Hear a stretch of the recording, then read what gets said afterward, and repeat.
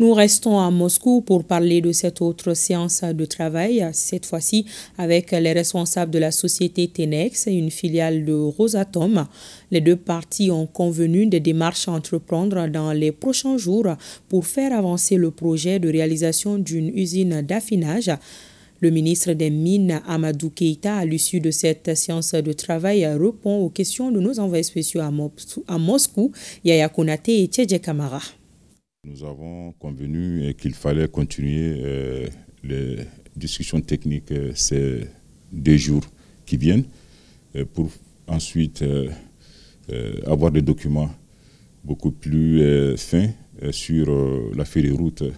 Et quand nous disons feuille de route, c'est beaucoup plus en termes de modèle économique, mais aussi des aspects techniques. Et quand ces documents, donc cette feuille de route sera préparée pendant ces 2 jours, nous nous retrouverons le vendredi justement pour l'adopter.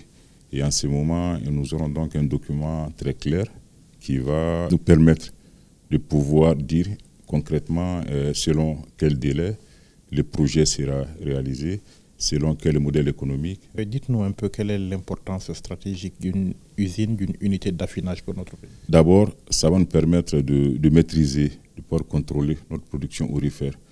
Vous savez, la production industrielle tourne autour de 70 tonnes par an.